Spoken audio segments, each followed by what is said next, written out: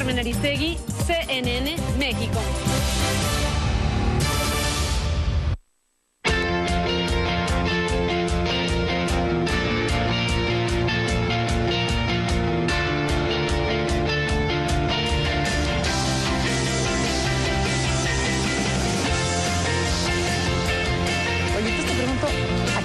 Que tú me cuentes.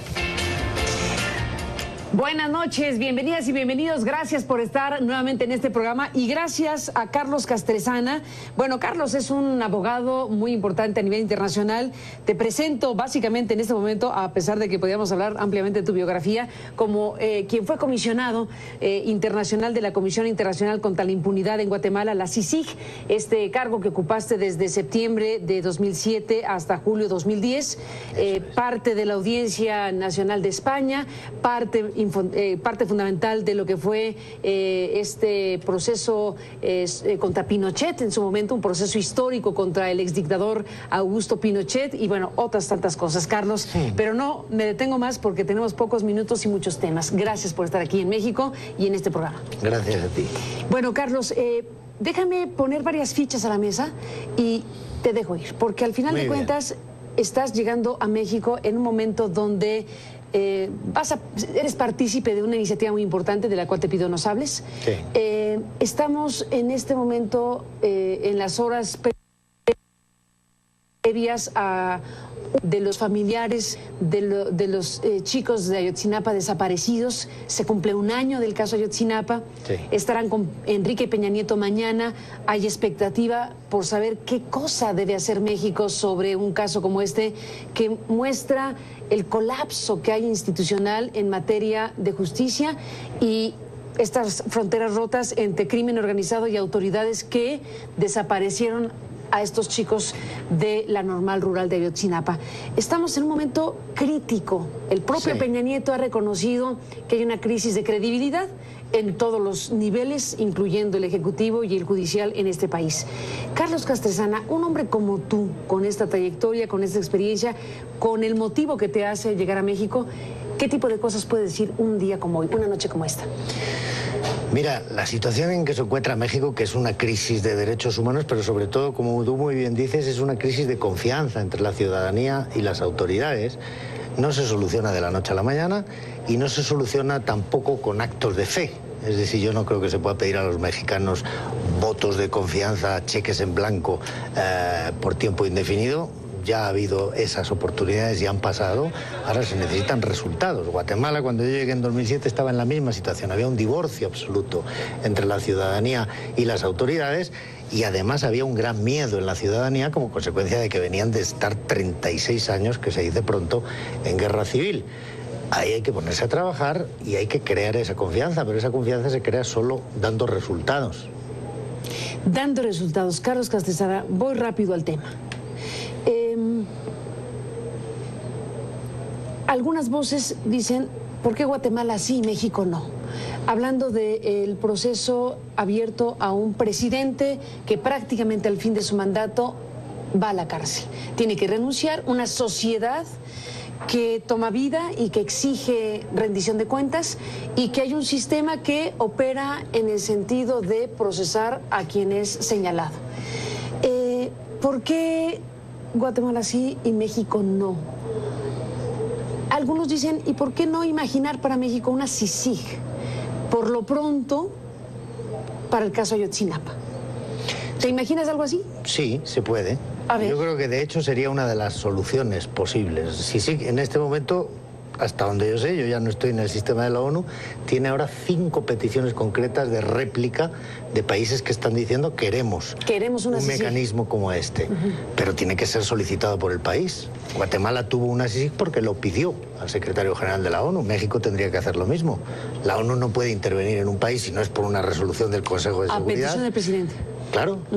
O del Congreso, o como...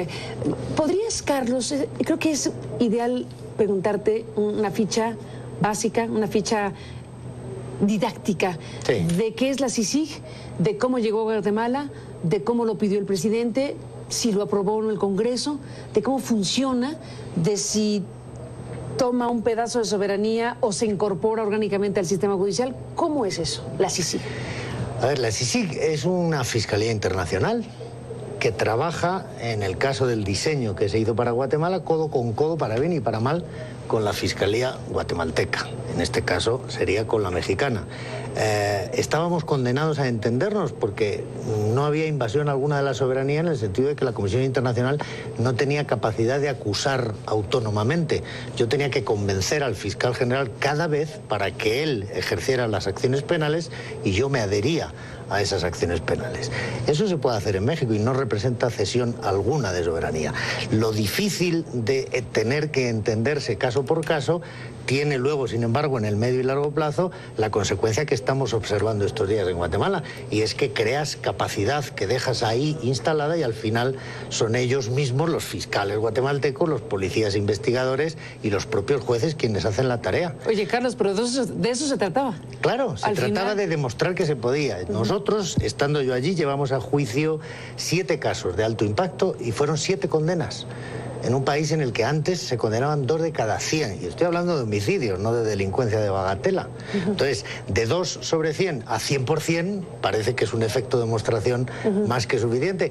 Y yo siempre digo, la justicia es adictiva. Cuanto más tienes, más quieres. Es como las drogas.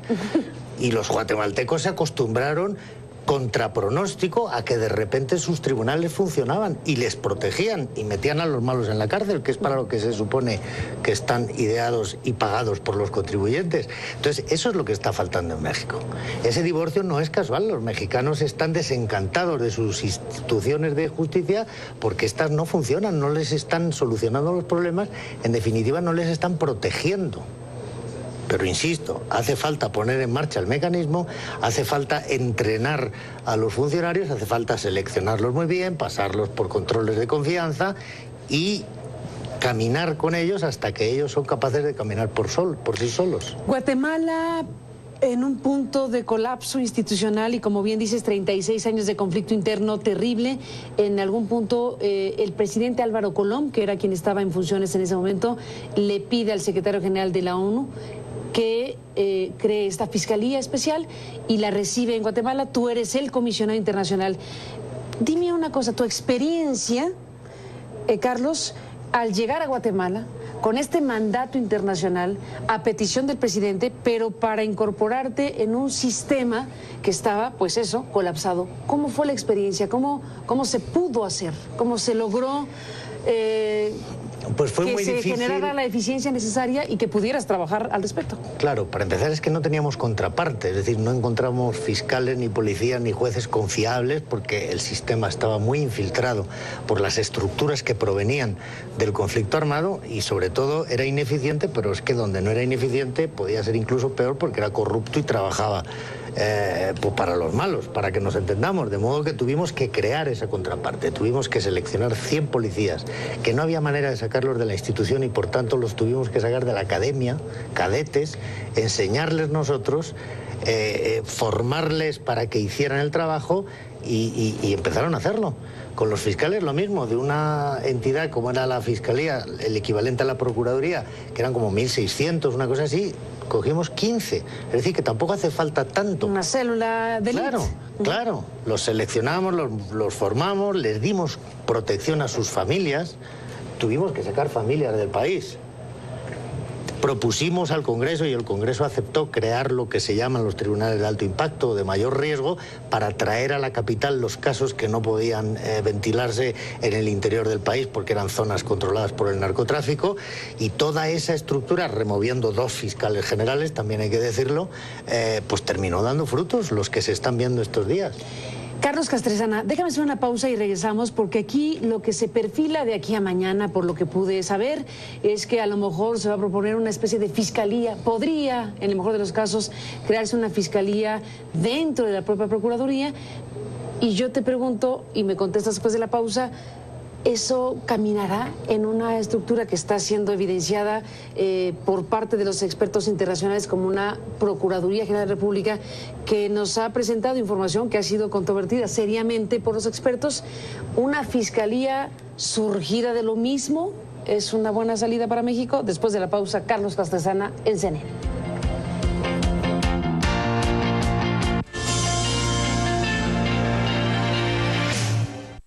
Problema. Q. Carlos Castresana, Carlos Castresana, regresamos en esta conversación muy interesante en un momento en donde México está preguntándose qué hacemos como sociedad. En cada café, en cada esquina, ves un hartazgo de la gente sobre lo que pasa en diferentes temas. Tenemos Ayotzinapa, tenemos la Casa Blanca, tenemos Tlatlaya, tenemos muchos frentes abiertos y una ineficiencia importante a nivel gubernamental, y casos como Ayotzinapa, que es el que hoy nos centra nuestra atención, que muestra el grado de podredumbre que hay entre el ámbito político y el ámbito delincuencial, que hizo factible que 43 muchachos fueran desaparecidos. Bueno, nos quedamos en el punto, Carlos, hace un momento sobre si una CICIG es factible en México y si esta experiencia en Guatemala podría ser replicable en nuestro país. Y has dicho que sí. Sí. Y que sería la mejor salida. Y yo te dije, bueno, lo que se perfila es una fiscalía, en el mejor de los casos, que surja de lo mismo y que se especialice en el tema Ayotzinapa. Y yo te dije, es buena salida para México que surja de la misma estructura una fiscalía para resolver un caso como Ayotzinapa. Es que la creación de una fiscalía en sí misma no es la solución.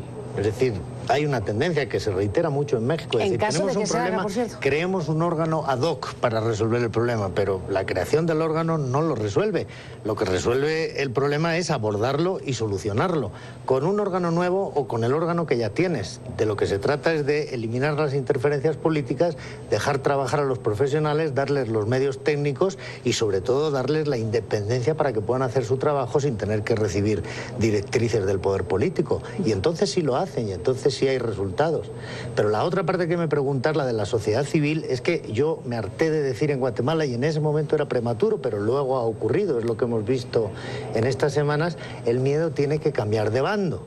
Yo les decía, son ustedes 14 millones, no puede ser que los malos, que son 1000, tengan arrodillados a 14 millones, tienen que reaccionar, y esa reacción finalmente se ha producido, la gente se ha indignado cuando ha sabido que el presidente y la vicepresidenta estaban involucrados en una trama de corrupción que estaba saqueando las aduanas del país, es decir, en definitiva, los fondos públicos, los impuestos que pagaban los ciudadanos, y esa sociedad se ha movilizado y ha provocado la reacción también del organismo judicial, que ha hecho lo que se supone que tiene que hacer, pero lo ha hecho de alguna manera y en muy buena medida impulsada por esa reclamación de justicia de la sociedad civil que ha resultado imparable.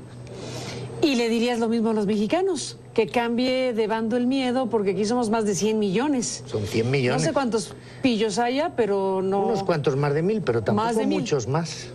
Tampoco muchos más, la proporción puede ser equivalente. Tú le dices a la sociedad que el miedo cambie de bando y que la sociedad tome un papel. En Guatemala lo tomó, porque empezó a ver que el sistema judicial metía a la cárcel a los que debía meter. Y eso es transformar esencialmente a una sociedad. Y lo que pasó en Guatemala es inaudito. Bueno, la votación. El día que se volteó la situación en Guatemala, yo creo que se expresa muy gráficamente cuando los diputados tenían que entrar en el Congreso a votar la destitución del presidente, y había allí una especie de piquetes que apoyaban al presidente que estaban dispuestos a impedir que los diputados entraran. Y llegaron los manifestantes de la sociedad civil y las señoras se adelantaron, le dieron besos a los policías, les dieron flores a los policías y les dijeron: tienen que hacerlo por el país, permítanlo. Y los policías se fueron hacia los malos, hicieron un verdadero cordón, los diputados pudieron entrar y votaron la destitución. Pero ¿cuándo se había visto en Guatemala que la gente bese a los policías en la calle y les dé flores? Ellos mismos estaban sorprendidos, pero en ese momento ellos entienden el orgullo de ser un servicio público, de que los ciudadanos les están demandando que hagan su trabajo, y entonces es cuando lo hacen. Carlos Castresana, ¿cuánto tiempo tomó instalar la CICIG en Guatemala? ¿Cuánto tiempo tardaría, dejando esta hipotética conversación, de una CICIG para Ayotzinapa?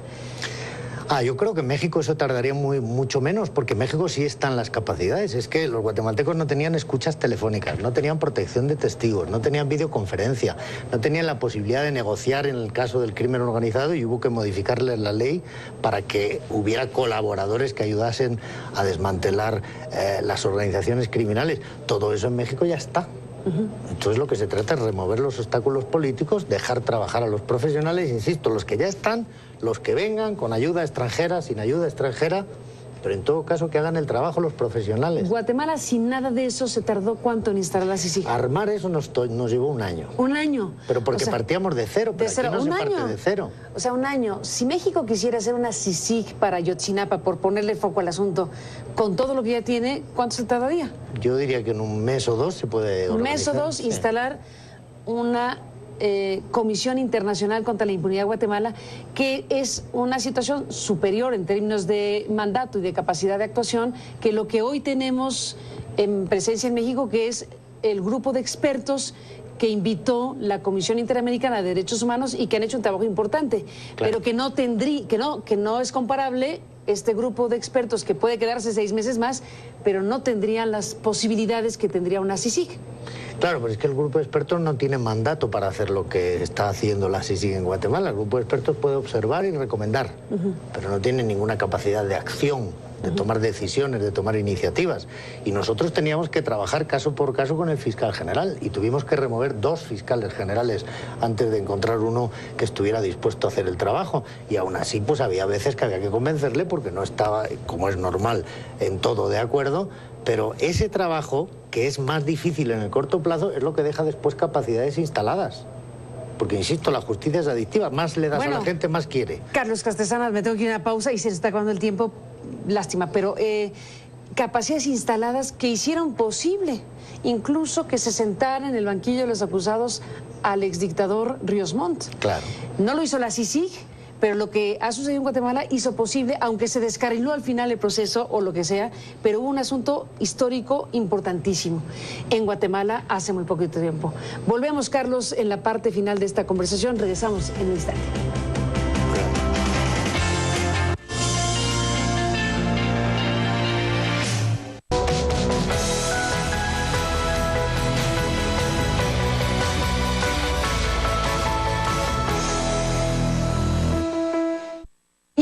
En 10 segundos y regresamos. Regresamos en esta conversación para CNN con Carlos Castresana. Volvemos con él.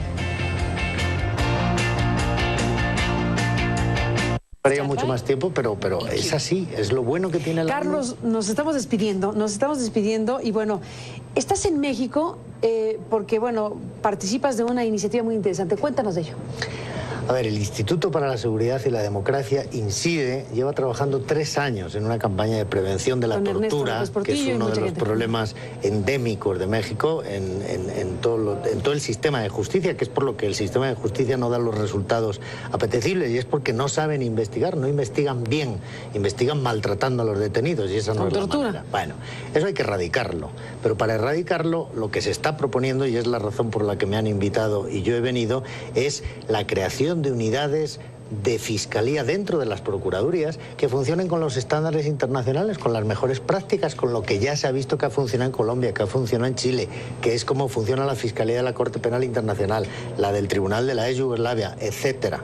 Bueno, hagamos pequeñas unidades bien impermeables, bien protegidas, de funcionarios debidamente adiestrados y después de todos los controles de confianza, y démosles los medios técnicos y van a hacer el trabajo. Si lo han hecho en Guatemala, que era más difícil, ¿por qué no lo van a hacer en México? Y si se crean esas unidades, y hay ya 2 estados que han manifestado su voluntad de hacerlo, el primero va a ser posiblemente Oaxaca, como experiencia piloto, se van a ver los resultados otra vez. Es decir, en este momento hay miles de casos, según las quejas de la Comisión Nacional y de las comisiones estatales de derechos humanos, pero apenas ha habido 500 juicios y me parece que 5 o 7 condenas. O sea que estamos rozando casi el 100% de impunidad, igual que en Guatemala. Sí, bueno, sí. Si en Guatemala eso se ha podido revertir, aquí también. Carlos Castresana, en los minutos que nos quedan te planteo, mañana, como dije al principio, se dará este encuentro entre el presidente de la República y quien lo acompañe de su gabinete, de su equipo, con los padres y familiares y quienes han acompañado a las víctimas de Ayotzinapa. Es una herida abierta, tremenda, es un caso que retrata de cuerpo entero un problema sistémico muy profundo en México. Y te pregunto, Carlos, hipotéticamente otra vez, supongamos que llevan entre sus peticiones crear la Comisión Internacional contra la Impunidad, no en Guatemala, sino para Ayotzinapa. ¿Qué opinión te merece la escena y qué esperaríamos de un presidente que recibe una petición así de quien tiene derecho a pedirlo? Bueno, yo no soy el presidente, no soy quien tampoco para decir lo que tiene que decir o que hacer el presidente, pero mi percepción, incluso desde fuera de México, es que el tiempo de las palabras ya pasó. Lo que le van a pedir son hechos, son acciones, y creo que tiene que darles esa respuesta. No es decir, mire, qué pena, cuánto lo siento, haremos lo mejor que esté en nuestra mano. No, les tiene que decir, mire, vamos a hacer esto, esto, esto. Eso, las palabras ya pasaron. El tiempo de las palabras terminó, pasó. Ahora, yo digo una Comisión Internacional contra la Impunidad para Ayotzinapa por este contexto. ¿Te imaginas para un país del tamaño de México, con sus características, con su grado de evolución, con su nuevo paradigma constitucional por los derechos humanos, ¿te imaginas para un país como México una CICIG general? Sí, ¿por qué no? ¿También? Si hay voluntad política, sí. ¿Pero lo va a pedir el gobierno mexicano? ¿Va a ir a ver a Ban Ki-moon y le va a decir que quiere una comisión internacional para luchar contra la impunidad que efectivamente hay en México? ¿Qué hizo que Álvaro Colón lo hiciera en su momento? Fue el presidente anterior, en realidad, el que hizo la petición, pero bueno, Álvaro Colón fue el que se la encontró tomando posesión, porque yo tomé posesión 3 meses antes que él.